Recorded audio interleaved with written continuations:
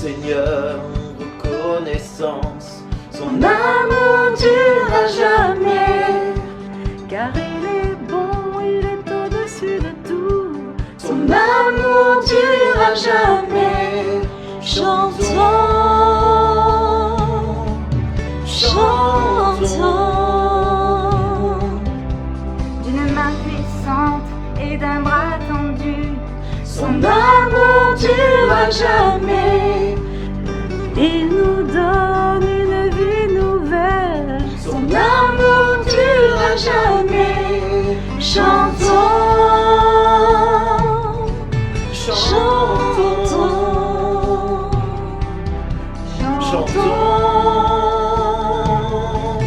chantons. À jamais Dieu est fidèle. À jamais Dieu est bon. À jamais Dieu est avec nous. À jamais, à jamais.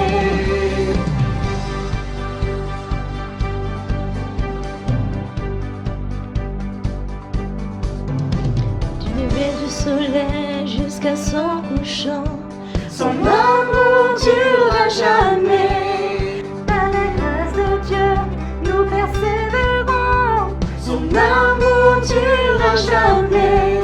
Chantons, chantons, Chantons, chantons. À jamais Dieu est fidèle. À jamais Dieu est bon. À jamais Dieu est avec nous. À jamais, à jamais. À jamais Dieu est fidèle. À jamais Dieu est bon.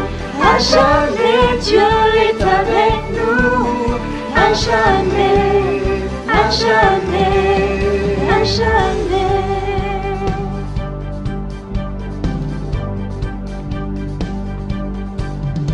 Son amour durera jamais. Son amour durera jamais. Son amour durera jamais. Son amour durera jamais. Chantons, Chantons, chantons, chantons, chantons.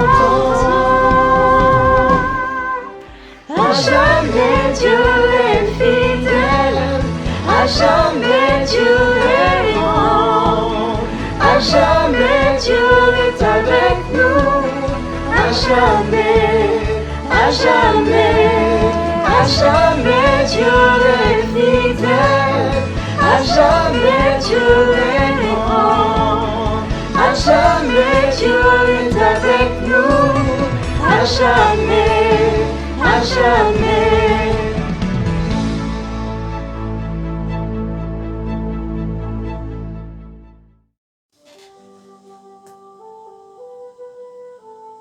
Bonjour à tous, c'est avec une certaine émotion que je fais ce dernier culte en live, puisque nous reprenons nos cultes en présentiel à partir de dimanche prochain dans la commune de La Traîne, en région bordelaise.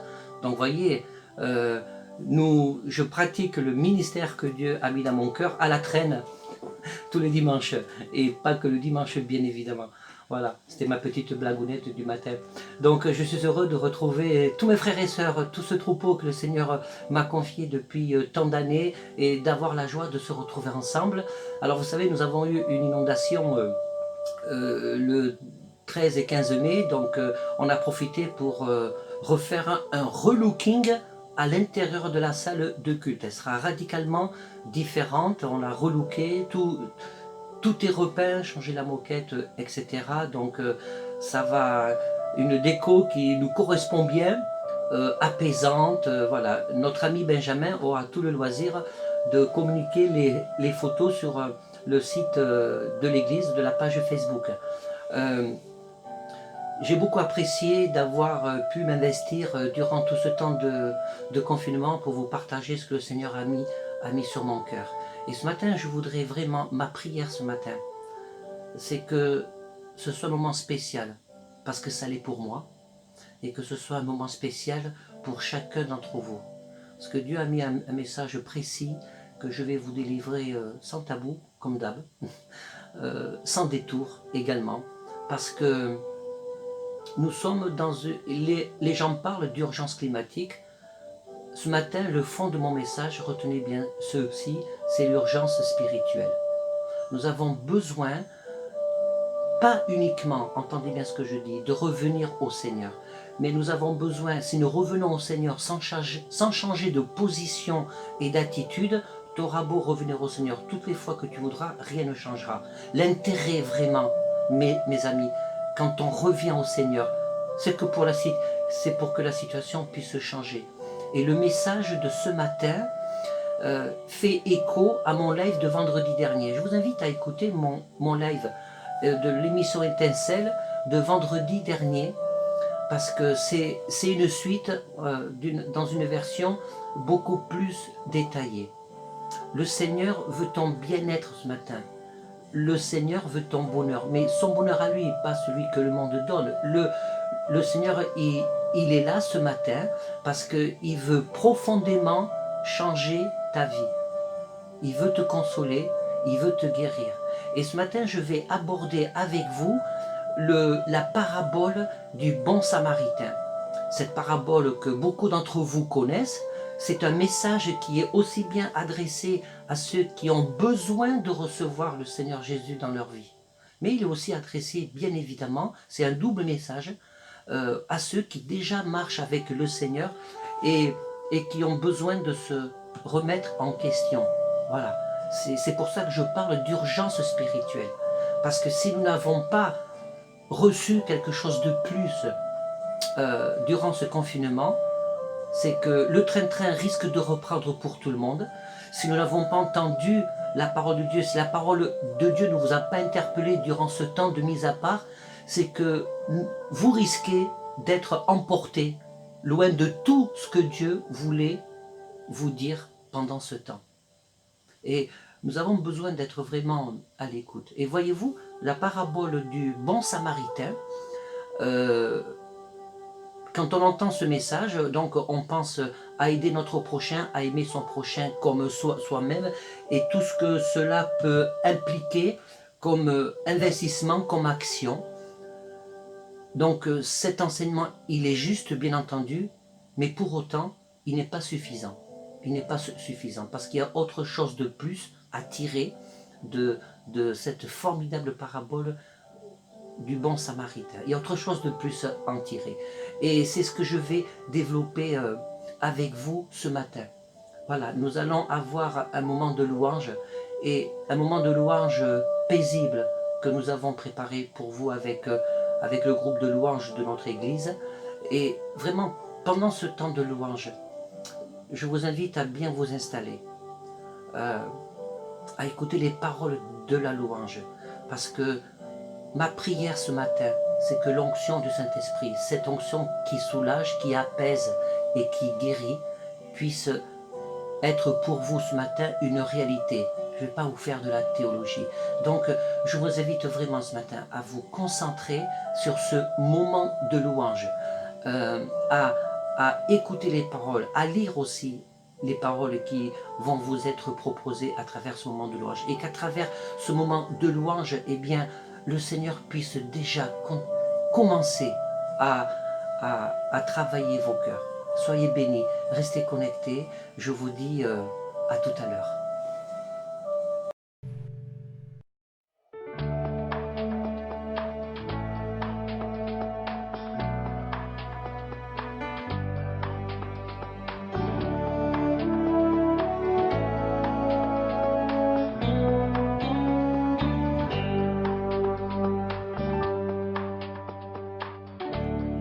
Désirons, Seigneur, Une seule chose aujourd'hui, alors que nous chantons, viens transformer nos vies. Élève-toi,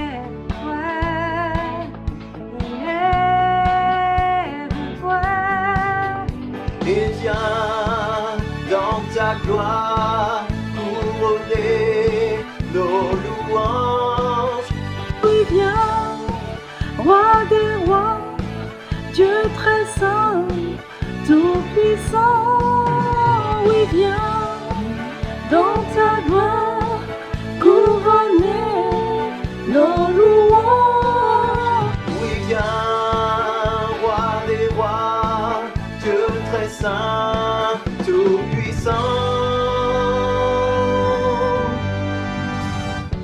Nous désirons, Seigneur, une seule chose aujourd'hui.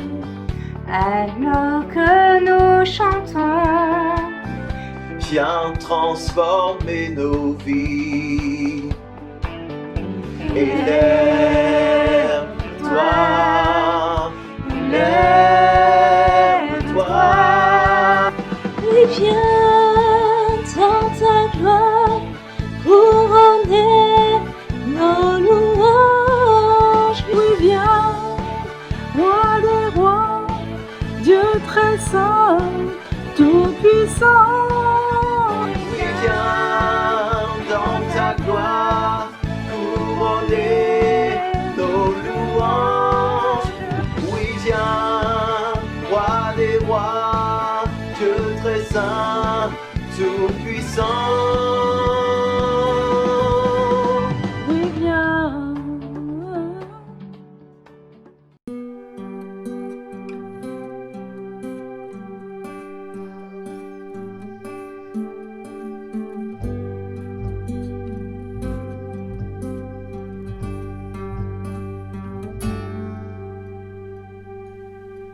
Je veux sentir ton amour, je veux sentir ton esprit. Fais-moi vivre au rythme des battements de ton cœur. Je veux sentir ton amour, je veux sentir ton esprit. Fais-moi vivre au rythme des battements de ton cœur.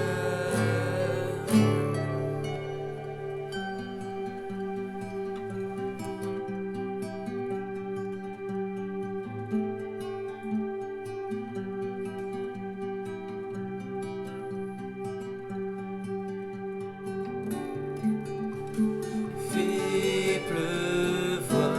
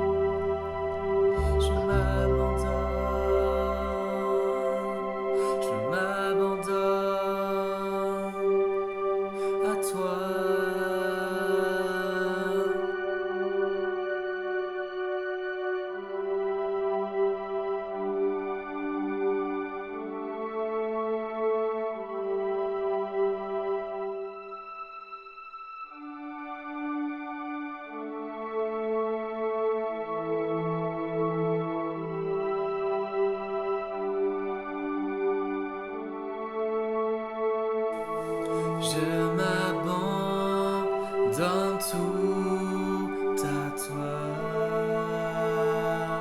Je m'abandonne tout à toi.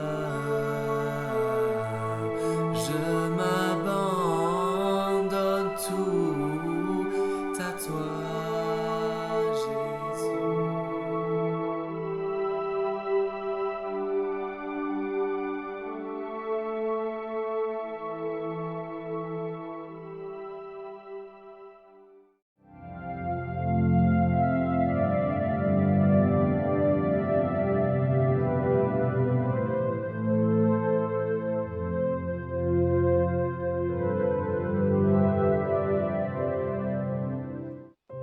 Tes vives eaux inondent mon âme, que ton Saint-Esprit vienne et prenne le contrôle. Chaque situation qui trouble mes pensées, mes soucis, mes fardeaux, à tes pieds je dépose. Que tes vives eaux inondent mon âme, que ton Saint-Esprit vienne et prenne le contrôle. Chaque situation qui trouble mes pensées, mes soucis, mes fardeaux, à tes pieds je dépose. Jésus, Jésus, Jésus,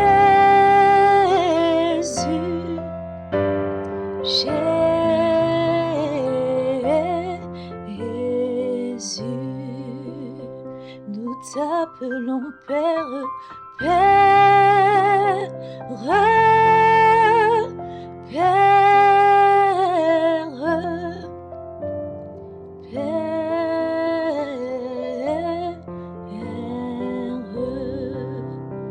nous t'appelons Esprit,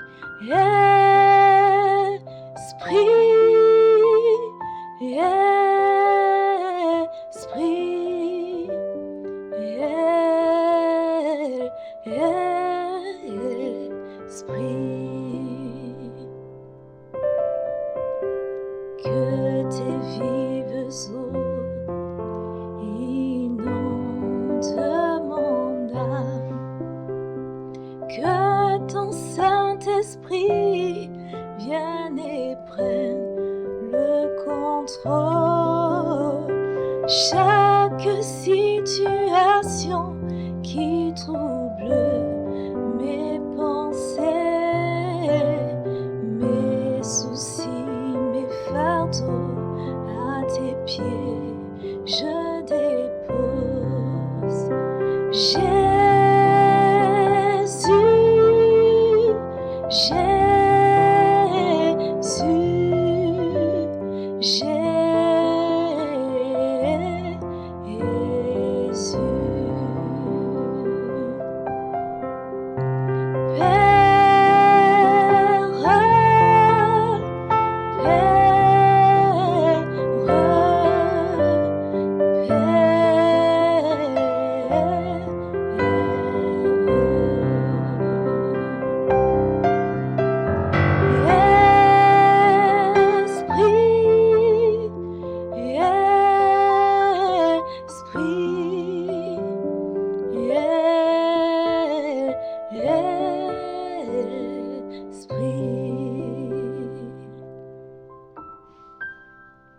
que tes vives eaux inondent mon âme, que ton Saint-Esprit vienne et prenne le contrôle. Chaque situation qui trouble mes pensées, mes soucis, mes fardeaux, à tes pieds, je dépose Jésus, Jésus, Jésus,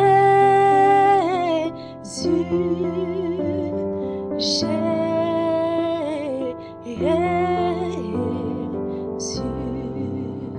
nous t'appelons Père, Père,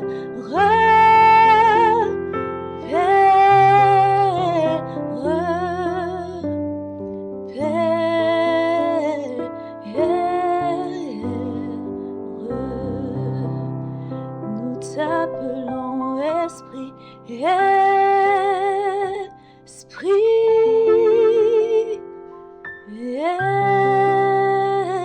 Esprit, Esprit.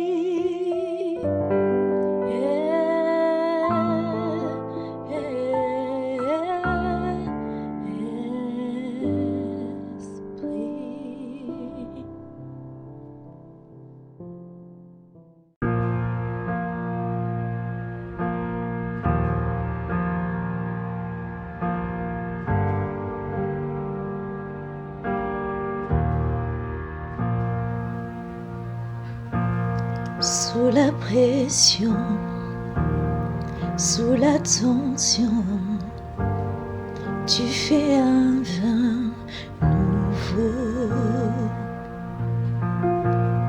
Je renonce à mes propres voies, tu traces un chemin nouveau. Alors je m'abandonne entre tes tendres mains. Quand j'ai confiance en toi, je n'ai rien à craindre. Fais de moi un vase, fais de moi une offrande, fais de moi ce que tu veux que je sois. Je n'ai rien à offrir, Jésus, tu m'as tout donné. Fais déborder ma vie d'un vin nouveau.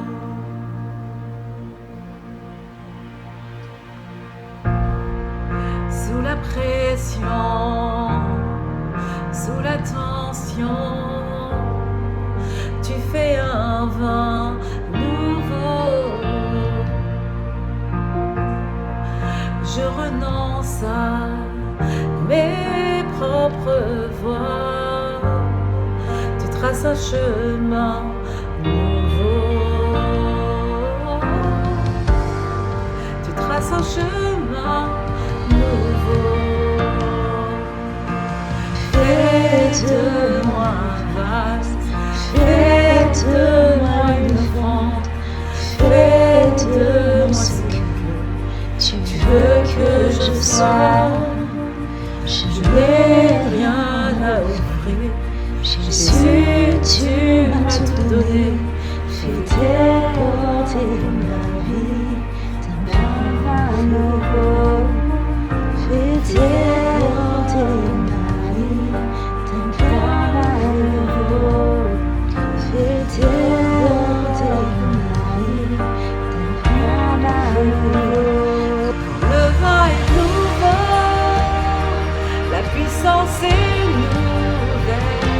Il y a la liberté, le royaume est là. Je laisse mes anciennes fleurs pour qu'un feu nouveau brûle.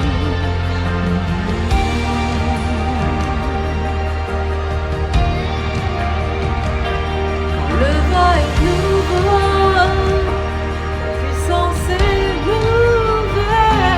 À la liberté, le royaume est là.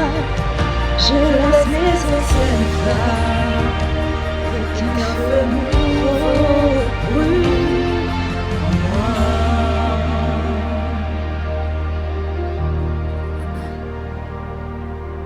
Fais de moi un vase, fais de moi une offrande, fais de moi ce que tu veux que je sois. Je n'ai rien à offrir. Jésus, tu m'as tout donné, fais déborder ma vie d'un vin nouveau. Fais déborder ma vie d'un vin nouveau. Fais déborder ma vie d'un vin nouveau. Je vous invite à lire avec moi Luc chapitre 10 au verset 25. La Bible nous dit ceci: un docteur de la loi se leva et dit à Jésus pour l'éprouver: Maître, que dois-je faire pour hériter la vie éternelle? Jésus lui dit: Qu'est-il écrit dans la loi? Qui lis-tu? Il répondit: Tu aimeras le Seigneur ton Dieu de tout ton cœur, de toute ton âme, de toute ta force et de toute ta pensée, et ton prochain comme toi-même. Tu as bien répondu, lui dit Jésus. Fais cela et tu vivras. Mais lui, voulant se justifier, dit à Jésus: Et qui est mon prochain? Jésus reprit la parole et dit: Un homme descendait de Jérusalem à Jéricho, il tomba au milieu des brigands qui le dépouillèrent, ils le chargèrent de coups et s'en allèrent, le laissant à demi-mort. Un sacrificateur qui fortuitement descendait par le même chemin, ayant vu cet homme, passa outre. Un lévite qui arriva dans ce lieu, l'ayant vu, passa outre, mais un samaritain qui voyageait, étant venu là, fut ému de compassion. Lorsqu'il le vit, il s'approcha et banda ses plaies, en y versant de l'huile et du vin. Puis il se mit sur sa propre monture, le conduisit à une hôtellerie et prit soin de lui. Le lendemain, il tira 2 deniers, les donna à l'hôte et dit: Aie soin de lui. Et que ce que tu dépenseras de plus, je te le rendrai à mon retour. Lequel de ces 3 te semble-t-il avoir été le prochain de celui qui était tombé au milieu des brigands? Lui dit Jésus. C'est celui qui a exercé la miséricorde envers lui, répondit le docteur de la loi. Et Jésus lui dit: Va, et toi, fais de même. Voilà. Lorsque nous venons à Jésus, voilà dans quel état on peut être, et voilà certainement dans quel état parfois tu peux te sentir blessé, avec des blessures qui saignent, des blessures qui sont à vif, sales, parce que quand on se regarde à soi-même, parfois, il y a des gens qui arrivent à se dégoûter elles-mêmes. Et lorsque Jésus répondit à cet homme de la loi, il y a une question que nous avons lue au départ. Il y a encore le même sujet qui revient, c'était le même sujet lorsque Jésus parle à ce jeune homme riche, c'est une question de la vie éternelle. Voilà, nous devons prendre conscience que le sens de notre vie chrétienne, le sens de vivre avec le Seigneur, c'est parce qu'un jour nos yeux le verront, un jour nous passerons toute l'éternité avec lui. Et pour que ce passage sur terre puisse nous permettre de trouver le moyen, de trouver le Seigneur, parce que Jésus dit: je suis le chemin, la vérité et la vie. Et donc, ce que Jésus désire à travers toute son action, c'est pour ça qu'il est venu sur la terre. C'est pour, la Bible dit qu'il est venu pour les malades, pour ceux qui sont blessés, pour ceux qui se sentent sales. Jésus a réhabilité les gens les plus détestés de la société lorsqu'il était sur terre, les prostituées, les gens de mauvaise vie, l'homme qui s'appelait Zachée, qui était considéré comme un collabo parce qu'il collaborait avec l'occupant, avec l'ennemi du peuple juif. Et voyez-vous, tout ça, ça a été rendu possible parce que des gens, quel que soit leur état du moment, quel que soit le moment où Jésus les a rencontrés sur le bord du chemin, le Seigneur est venu à leur secours.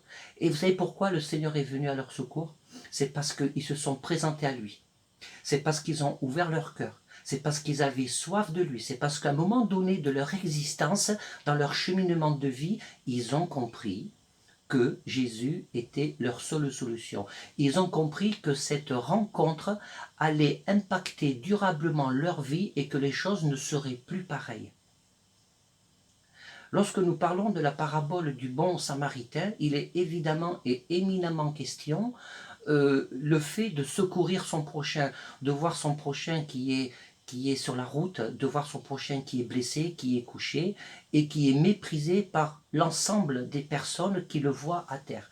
Et Jésus met en évidence quelque chose qui ne plaît pas, il met en évidence ceux qui ont la connaissance, ceux qui parlent de Dieu, ceux qui sont qui vivent un petit peu hors sol. Vous savez, il y a des gens qui parlent de Dieu et qui vivent hors sol, c'est-à-dire que tout ce qui les intéresse, c'est eux-mêmes, c'est leur propre sanctification. Alors c'est vrai qu'il est écrit dans la Bible que nul ne verra le Seigneur sans la sanctification. Sauf que le problème, c'est que dans beaucoup de comportements aujourd'hui, des gens se sanctifient, ce qui est très bien, mais oublient de porter secours. Oublie d'être des instruments entre les mains de Dieu. Oublie de demander au Seigneur, Seigneur, qu'est-ce que je peux faire pour toi, pour que je puisse porter secours à mon prochain. Et dans ce que nous allons vu là, lorsque le Seigneur emmène, le Samaritain, pardon, lorsqu'il emmène ce blessé à l'hôtel pour le soigner, que nous dit la Bible? Je vais vous le relire. Il s'approcha et banda ses plaies, en y versant de l'huile, du vin. Puis il se mit sur sa propre monture, le conduisit à une hôtellerie et prit soin de lui. Le lendemain, il tira 2 deniers, les donna à l'hôte et dit « Aie soin de lui, est-ce que tu dépenserais plus? Je te le rendrai à mon retour. » Voilà, je voudrais m'attarder sur cette partie de la parabole. Et cette partie de la parabole me donne une lecture que je n'avais pas forcément vue. C'est qui est ce bon samaritain? Qui est ce bon samaritain? Et parfois on peut, à juste titre, comme je le disais au préalable, à l'introduction de ce culte, on peut s'identifier à ce bon samaritain. Et le bon samaritain là, il y a quelque chose que nous devons saisir dans ce texte.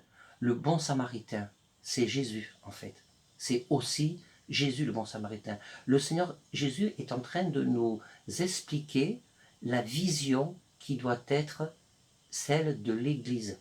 La vision qui doit être celle de l'Église.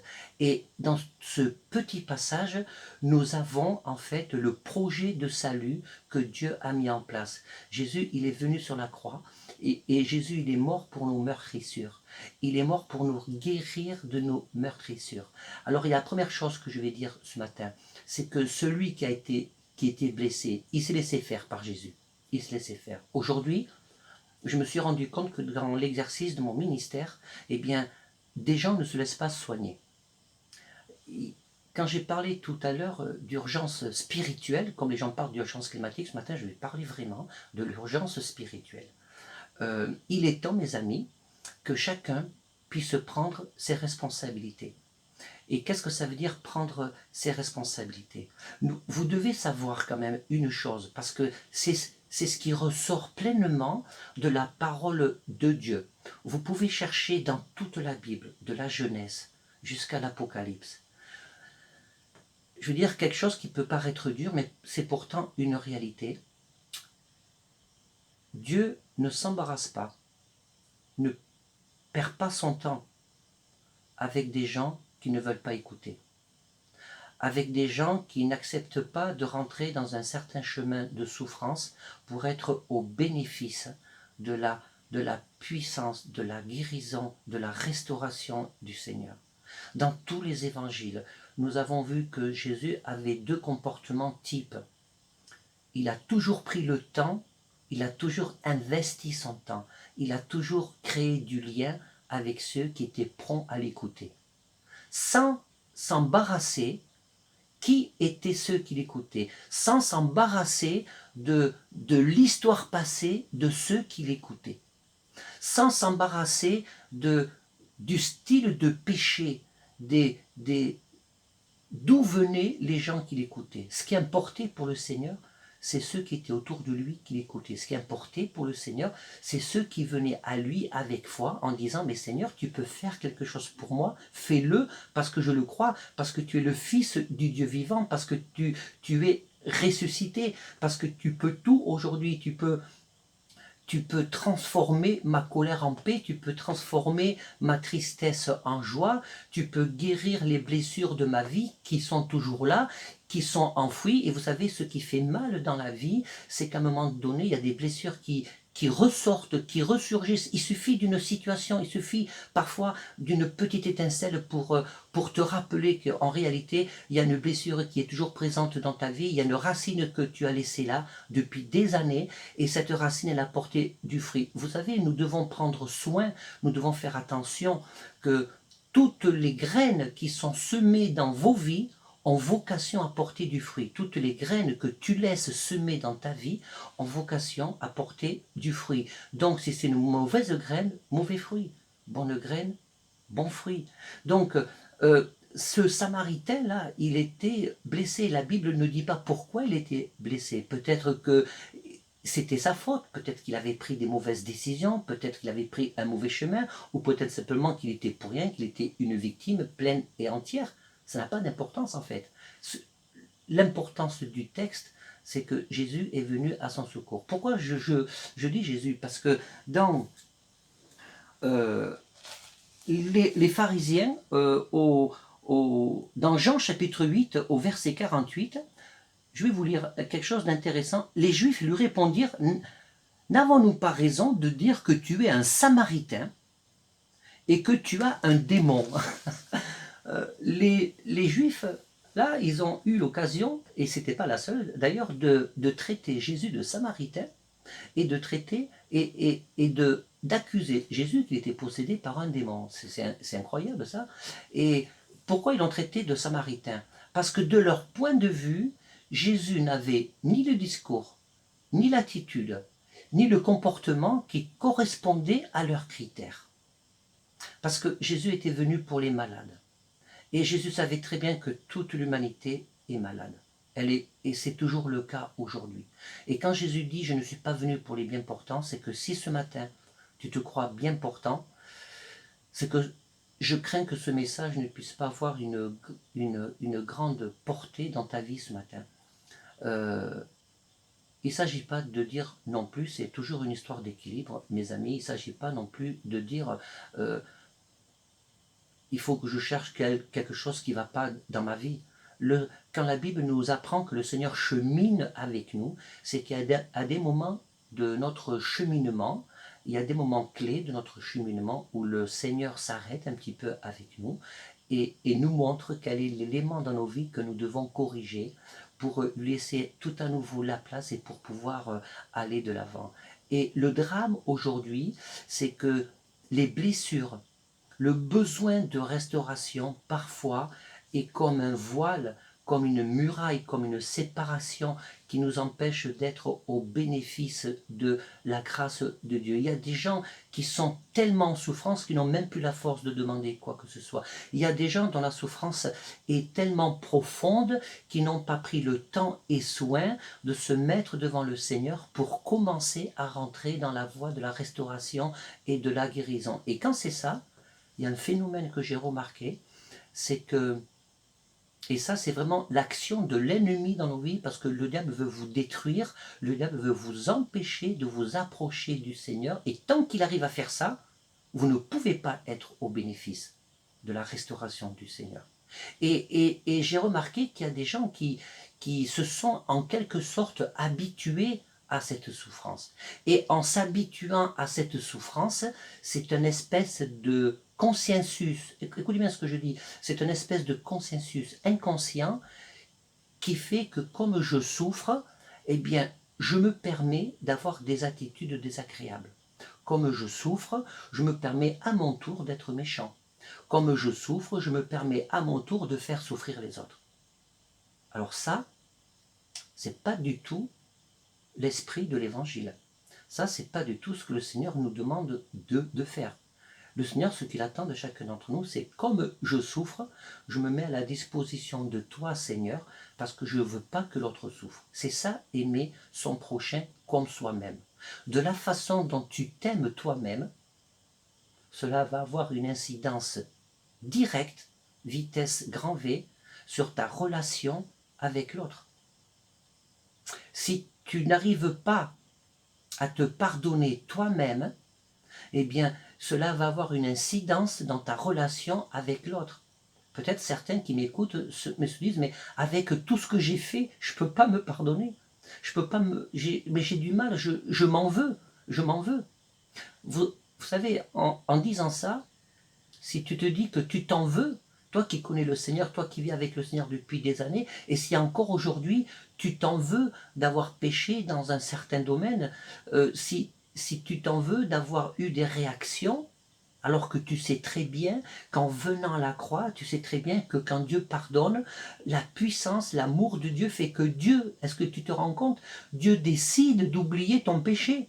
C'est ce qu'il a fait pour David. Il a dit, il était selon mon cœur. Et pourtant, David, il a péché, il a commis un meurtre, il a commis l'adultère. Mais la différence avec David, c'est que David, il est celui qui a dit, les conditions de ma naissance ne justifient pas mon péché.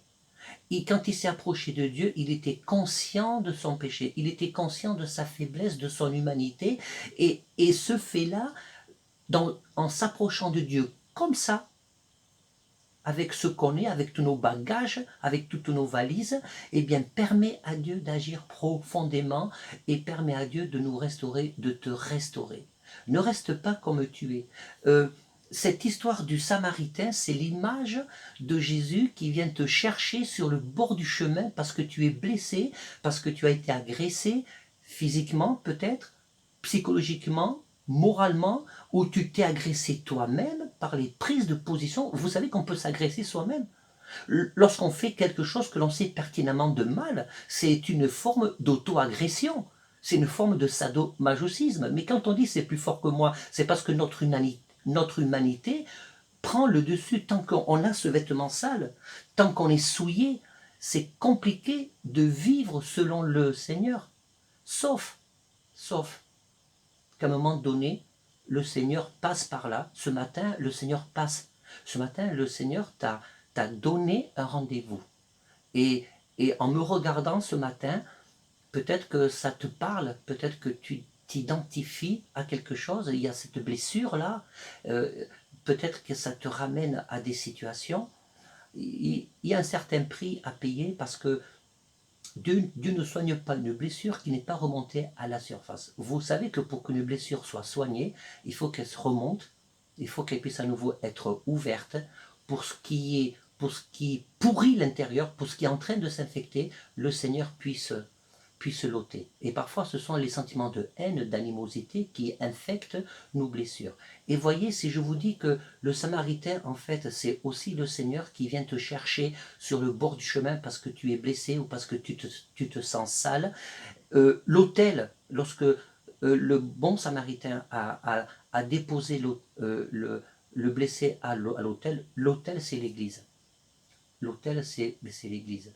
En fait, le Seigneur est en train de nous dire à chacun d'entre nous, je suis venu te récupérer dans l'état où tu étais. La Bible nous apprend c'est Jésus qui a inventé le concept de l'Église, c'est pas l'homme, c'est Jésus qui a inventé le concept de l'Église. Maintenant que l'homme décide de corrompre le concept saint de Jésus, ça c'est son affaire. Je disais vendredi que j'étais content, j'étais fier même d'être pasteur d'une église institutionnelle, parce que beaucoup de gens rejettent l'église institutionnelle. Mais je vais te dire quelque chose ce matin, mon ami. L'église, le problème n'est pas l'église institutionnelle ou pas, le problème n'est pas qu'il faut faire des églises de maison contre les églises institutionnelles. Ça déjà, c'est un problème spirituel. C'est la façon dont les gens sont traités dans l'église. C'est ça. C'est la façon dont les gens sont traités dans l'église. Et si tu cherches à rester seul dans ton coin, lorsque tu as la possibilité d'être dans une région, je dis bien, lorsque tu as la possibilité d'être dans une région où tu peux rechercher tout à nouveau la communion fraternelle, et si malgré ça tu veux rester seul, eh bien tu cherches ton propre intérêt. Et tu ne peux pas être totalement au bénéfice. Ce n'est pas parce que Dieu répond à tes prières.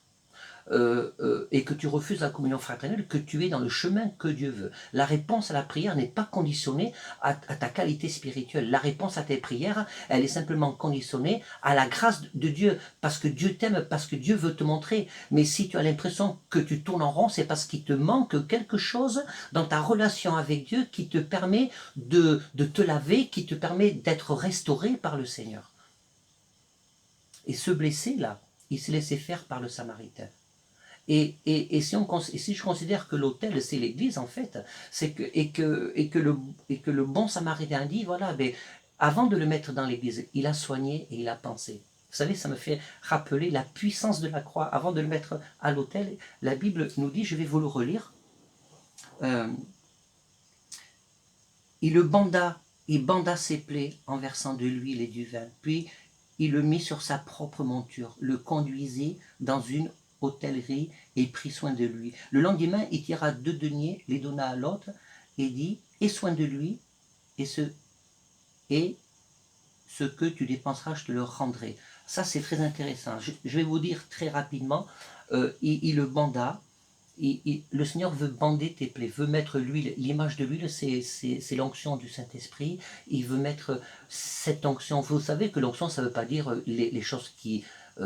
lorsque quelqu'un prêche, je fais une petite parenthèse, je suis un petit peu mal à l'aise toujours lorsque j'entends un prédicateur crier à tue-tête, parce que d'abord, je pense que Dieu n'est pas sourd, et moi non plus d'ailleurs. Donc, l'onction n'est pas synonyme de bruit, de choses tonitruantes. L'onction, c'est quelque chose de doux, c'est quelque chose qui apaise, c'est quelque chose qui soulage, c'est quelque chose qui guérit. Le Seigneur veut te refaire vivre tout à nouveau l'onction du Saint-Esprit. Non pas la pseudo-onction qui vient des hommes, mais l'onction qui vient directement du Saint-Esprit. Et cette image que Jésus a, si je vous dis que le bon Samaritain c'est Jésus et que l'autel c'est l'Église, c'est qu'il a laissé le blessé à l'Église.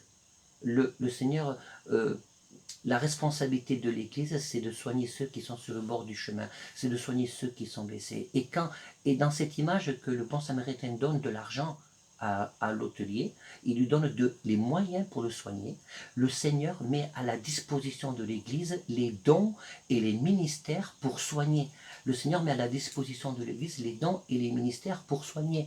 Et quand le bon Samaritain dit « je reviendrai », eh bien, en attendant que Jésus revienne chercher son Église, parce que je vous rappelle à toute fin utile que l'Église, elle est pure aux yeux de Jésus. La Bible nous dit qu'elle est comme une épouse. Vous vous rendez compte l'image? L'Église est une épouse. Si tu fais partie de l'Église, tu es l'épouse du Seigneur. Pure, revêtue de fin lin. Le fin lin, c'était un habit à l'époque extrêmement luxueux qu'on pourrait retrouver aujourd'hui dans des magasins de style Hermès.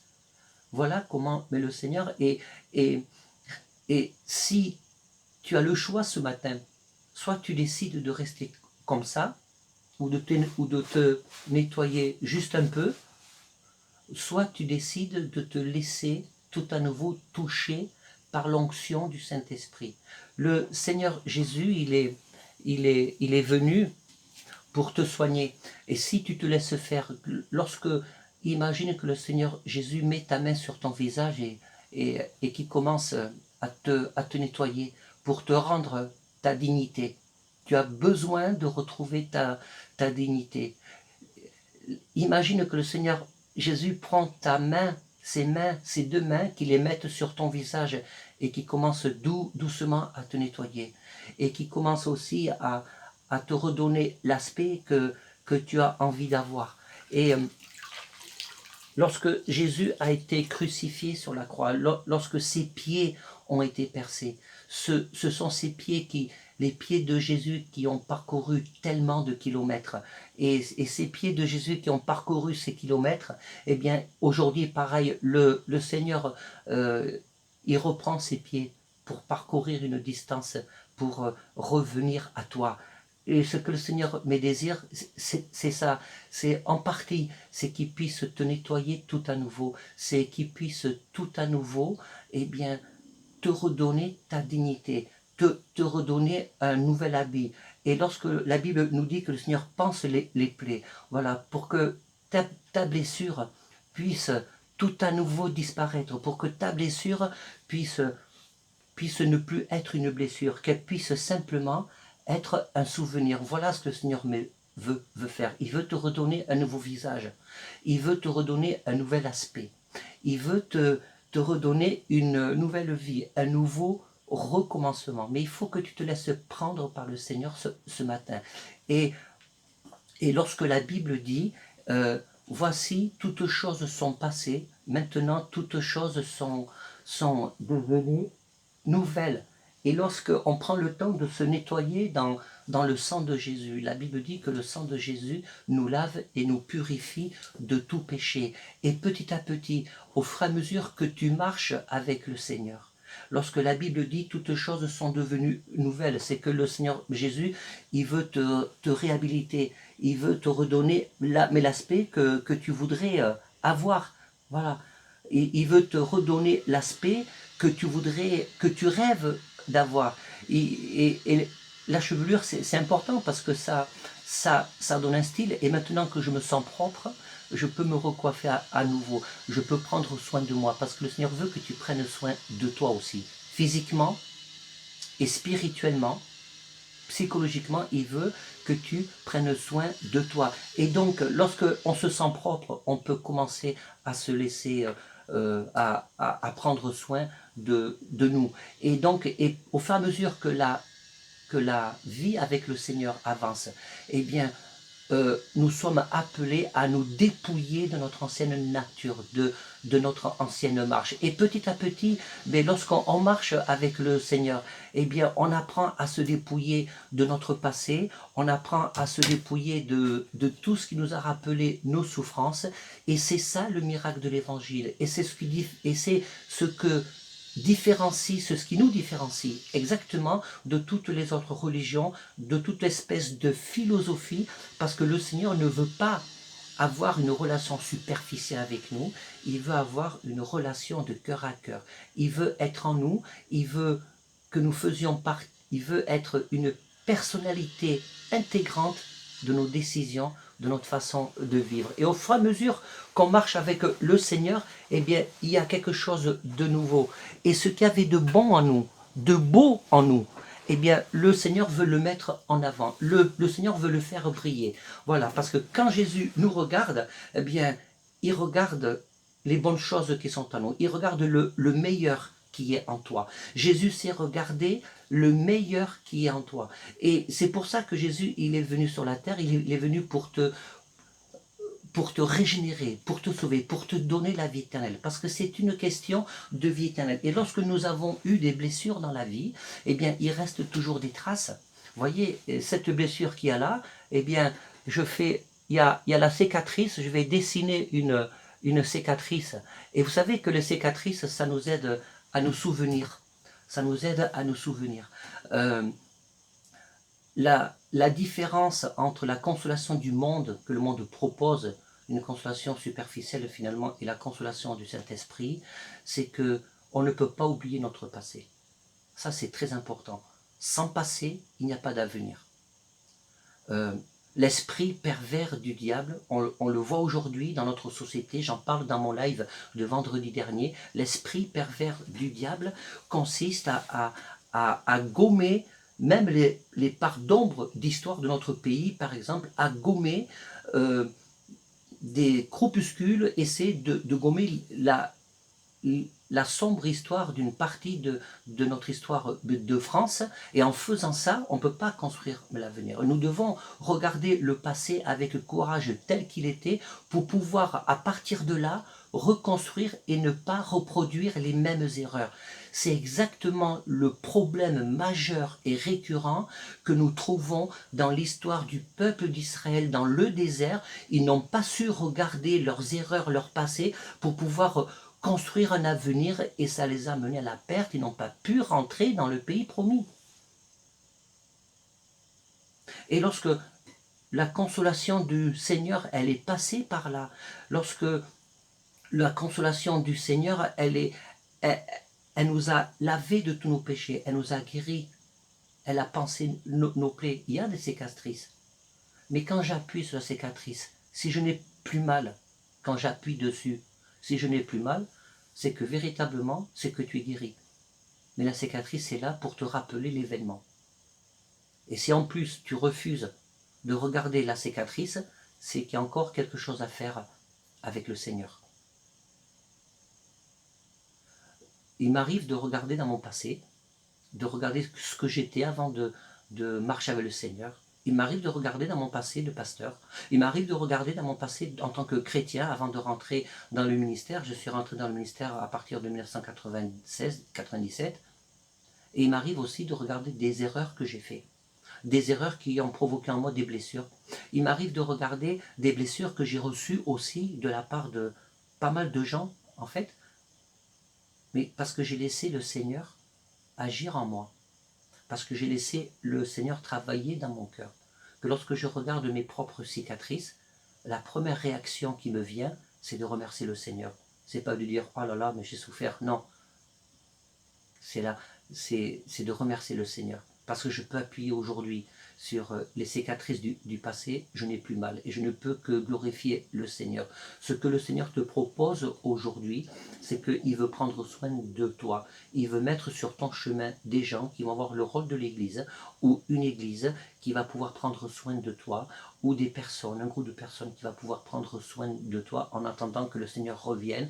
Parce que lorsque Dieu donne des dons, lorsque Dieu donne la puissance de son esprit, lorsque Dieu donne des prédicateurs, de ceux qui ont la charge de porter la parole, c'est pour soigner le peuple de Dieu. Et s'il y en a qui font autre chose que ça, je vais vous répéter, je vais vous dire ce que Jésus a dit à l'apôtre Pierre, peu t'importe,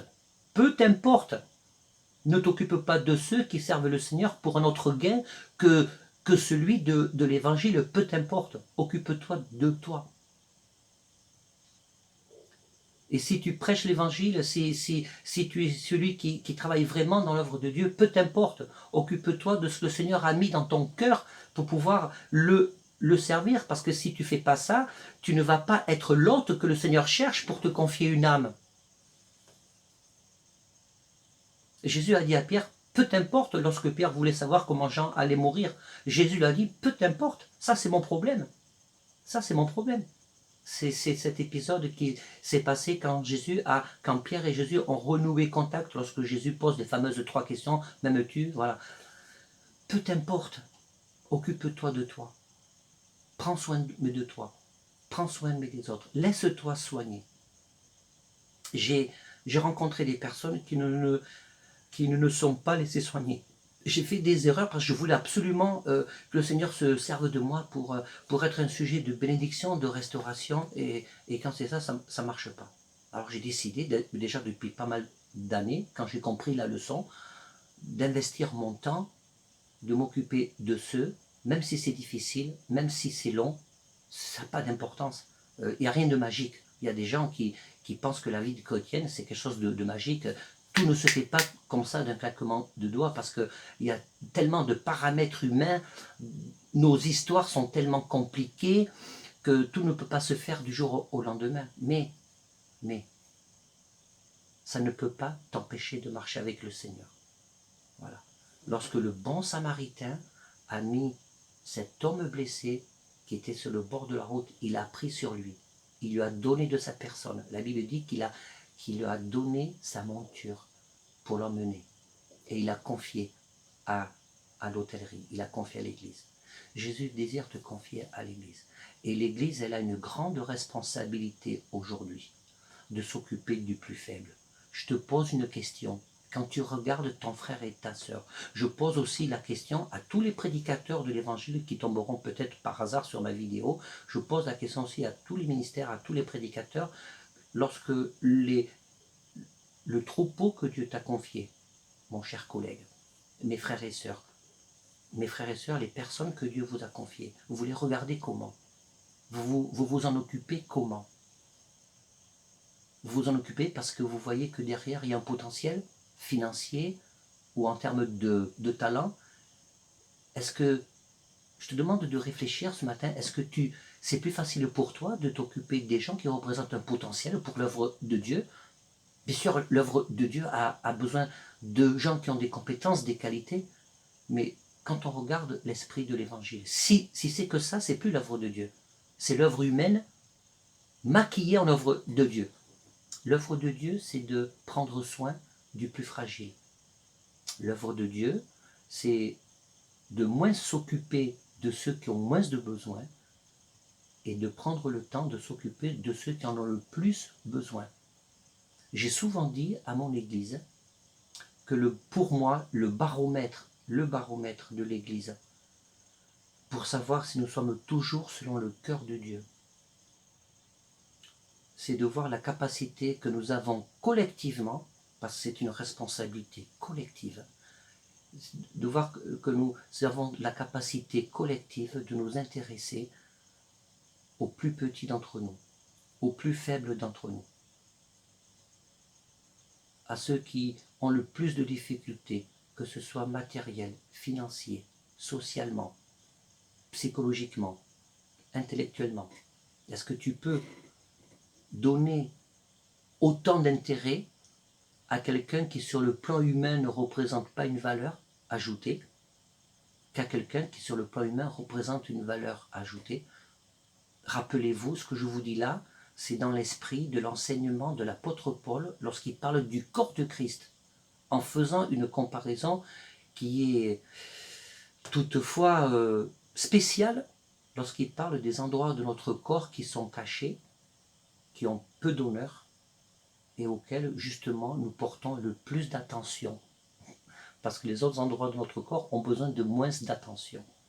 Voilà. Ça, c'est l'esprit de l'évangile. Ce n'est pas l'esprit du monde. Ne te laisse pas accaparer par l'esprit du monde. Alors la question ce matin, c'est qu'est-ce qu'on fait maintenant? Qu'est-ce que tu veux faire maintenant? Quelle décision tu prends maintenant? Tu veux rester dans tes positions? Ou tu veux dire, si tu es blessé ce matin, si tu n'arrives pas à t'approcher du Seigneur à cause de tes blessures, c'est de ta responsabilité. J'ai dit à quelqu'un, il n'y a pas longtemps, par un message, une personne qui était vexée parce que je ne lui ai pas répondu de suite. Et j'ai dit à cette personne, parce que j'ai une activité professionnelle en plus de mon ministère, j'ai dit à cette personne, écoutez, je suis désolé de ne pas avoir répondu de suite. D'abord, je ne peux pas répondre comme ça je ne peux pas répondre d'un claquement de doigts, parce que d'abord, ce n'est pas parce que je suis au service de tout un chacun, je suis au service de Dieu, et je suis au service des personnes que Dieu m'a confiées, mais je ne suis pas à la disposition, c'est tout à fait différent. Et là où il y a un manque de déséquilibre, c'est que beaucoup de gens qui servent le Seigneur oublient qu'ils ne sont pas à la disposition. Si tu sers le Seigneur dans un domaine particulier, tu es au service de Dieu. Il y a quelqu'un qui a besoin d'entendre ça ce matin. Le Seigneur te dit ce matin, il te rappelle ce matin, tu es à son service, mais tu n'es pas à la disposition des uns et des autres. Tu comprends ça? Tu peux le comprendre? Parce que si tu sers le Seigneur en étant à la disposition, c'est plus le Seigneur que tu sers. C'est peut-être ton leadership qui est surdimensionné, qui te dit je dois être à la disposition de tout le monde. C'est pas ce que le Seigneur te demande. Parce que si tu te dis je suis à la disposition de tout le monde, je veux répondre à tout et à tout, je veux tout savoir et surtout, tu t'embarques dans un chemin dangereux parce que tu finiras très rapidement à essayer de faire le travail de Dieu. Notre responsabilité, c'est d'enseigner, c'est de communiquer l'onction du Saint-Esprit. Et ce qui va en découler après, ça ne nous concerne plus. C'est là qu'on doit se retirer pour laisser le Seigneur agir. Et si j'ai appris à ne pas être à la disposition des gens, et c'est difficile, hein? C'est difficile parce que des fois je me rends compte que dans mes attitudes je peux être comme ça, être à la disposition, et c'est pas ce que le Seigneur veut. C'est vraiment tout un travail à faire mais dans une vie pour pouvoir vivre dans l'équilibre et toujours avoir les forces nécessaires. Mes forces, je les puise dans le Seigneur. Tes forces, tu dois les puiser dans le Seigneur. Tu ne dois pas les puiser sur ce que les gens pensent de toi. Tu ne dois pas puiser les forces sur ce que les gens pensent de toi. Tu es au service de Dieu. Tu sers le Seigneur. Mais tu n'es pas à la disposition de ton prochain.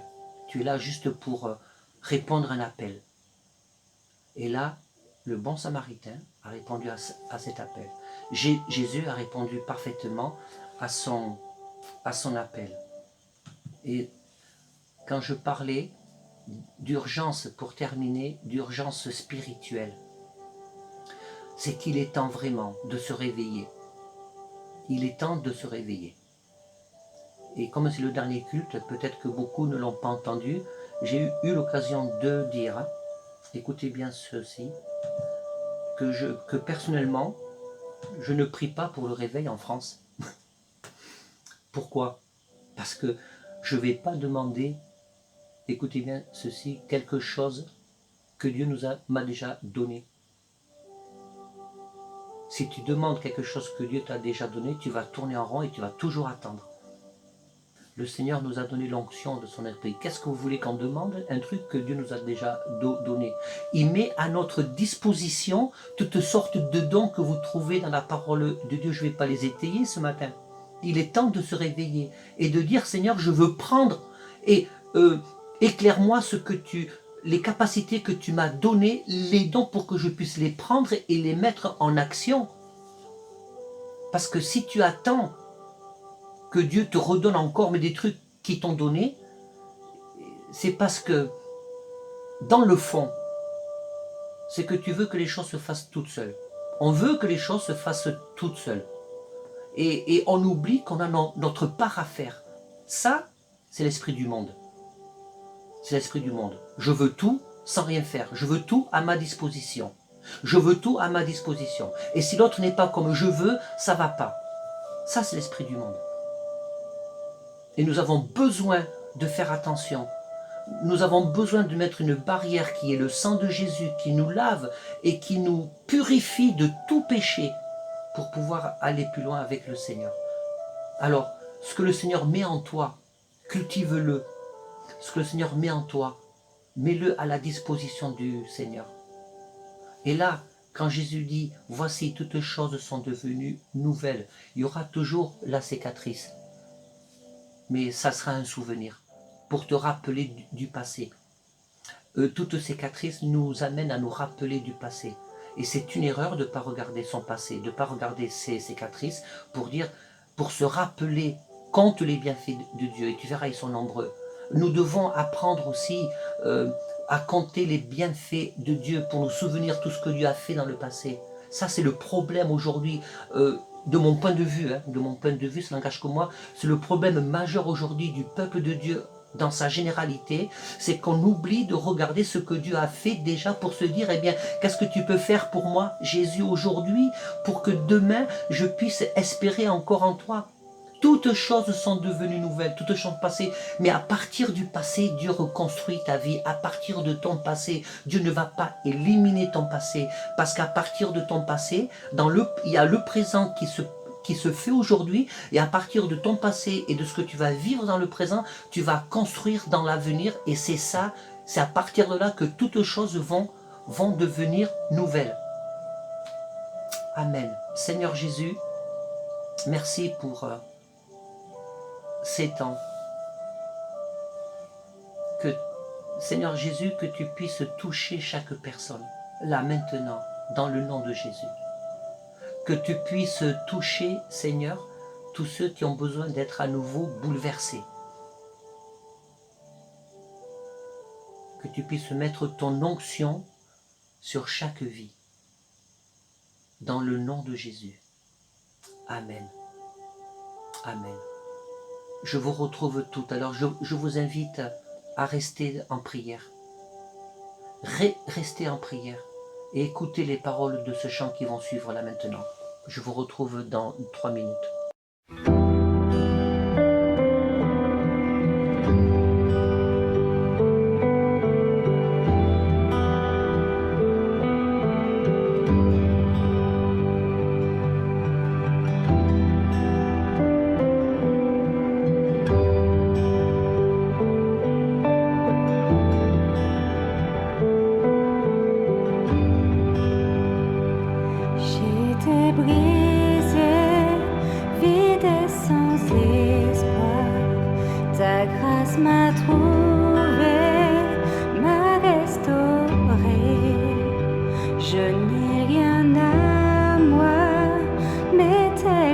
je suis, tu me libères, tu me libères.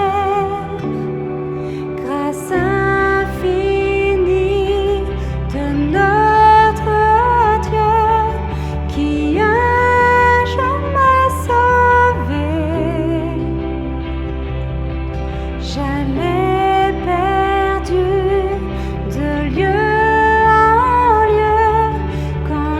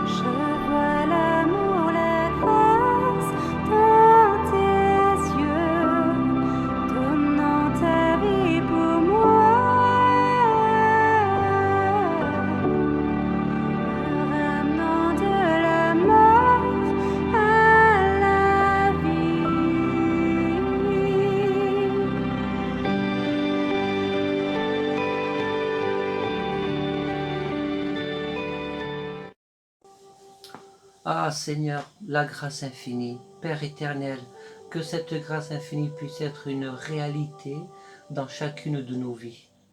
Dans le nom de Jésus, cette grâce infinie. Et que ceux qui écoutent ce matin puissent accepter le principe de cette grâce infinie. Amen.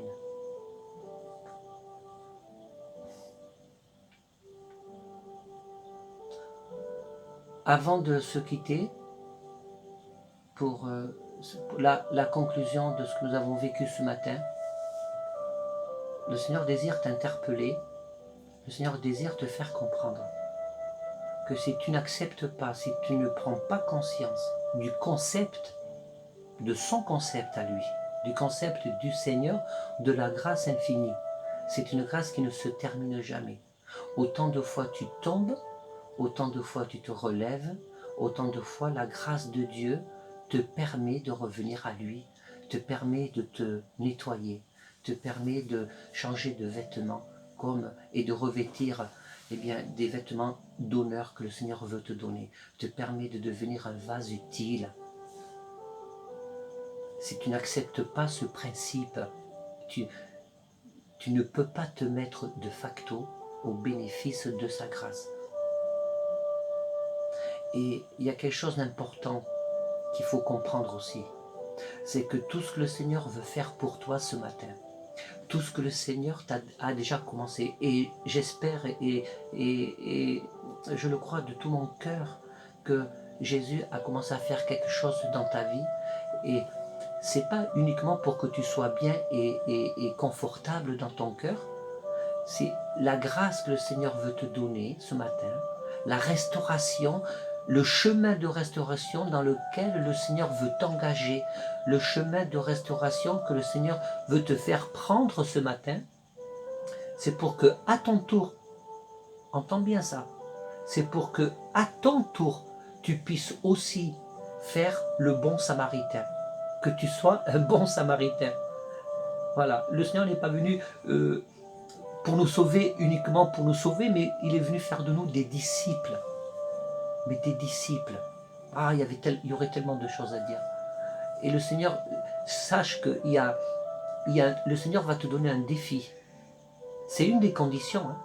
Le Seigneur, il veut te restaurer pour faire de toi un vase utile, une personne utile, pour qu'à ton tour, en fonction des dons que Dieu va mettre dans ta vie, tu puisses faire le bon samaritain.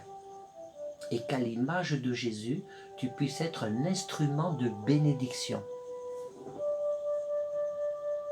Parce que tout ce que nous enseigne le Seigneur est à l'opposé de tout ce qui concerne l'égoïsme, l'orgueil et l'égocentrisme. Si tu prends conscience ce matin, si tu dis « Seigneur, guéris-moi parce que je souffre. Guéris-moi parce que je prends conscience que tu es le seul à le faire. Et qu'après cette guérison, je vais pouvoir à mon tour être un sujet de bénédiction pour qu'à travers moi, d'autres puissent expérimenter ce que moi j'ai expérimenté. C'est ça le fond. C'est ça le fond. Il y a trop de chrétiens qui l'ont oublié ça. C'est tout ce que le Seigneur m'a donné, comment je vais pouvoir faire pour le distribuer. C'est ça le fond. Soyez bénis. Vraiment que le Seigneur vous encourage.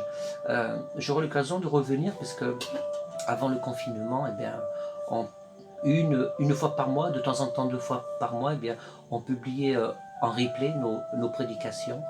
Et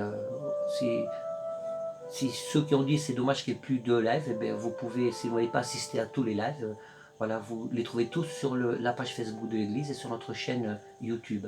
Voilà.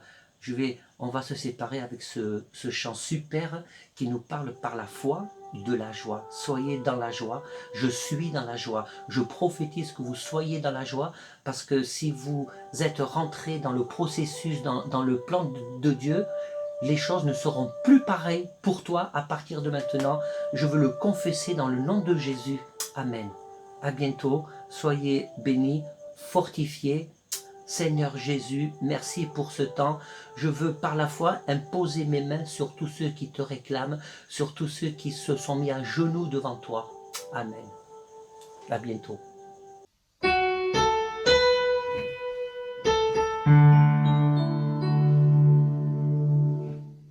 Je suis dans la joie, une joie immense. Je suis dans l'allégresse, car mon Dieu m'a libéré.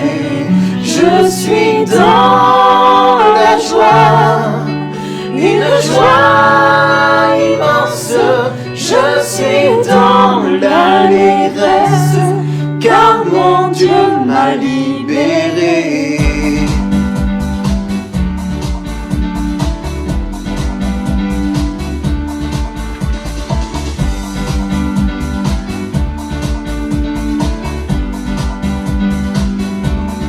Je chanterai de tout cœur les merveilleux de Jésus mon Seigneur. Il m'a ôté des ténèbres, il m'a délivré de tout péché. Je chanterai de tout cœur les merveilles de Jésus mon Seigneur. Il m'a ôté des ténèbres, il m'a délivré de tout péché. Je suis dans la joie, une joie immense. Je suis dans l'allégresse, car mon Dieu m'a libéré. Je suis dans la joie, une joie immense. Je suis dans l'allégresse, car mon Dieu m'a libéré.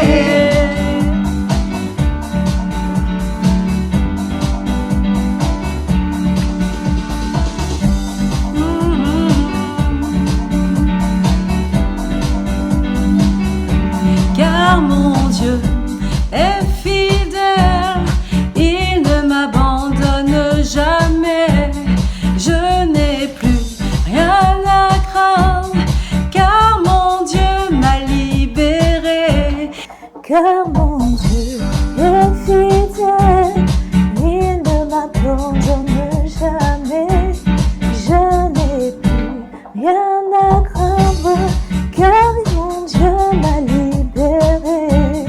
Je suis dans la joie, une joie immense. Je suis dans l'allégresse, car mon Dieu m'a libéré. Je suis dans la joie, une joie immense. Je suis dans l'allégresse, car mon Dieu m'a libéré.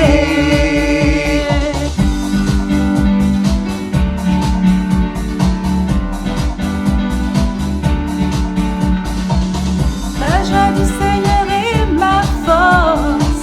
Alléluia. Je suis dans la joie, une joie immense. Je suis dans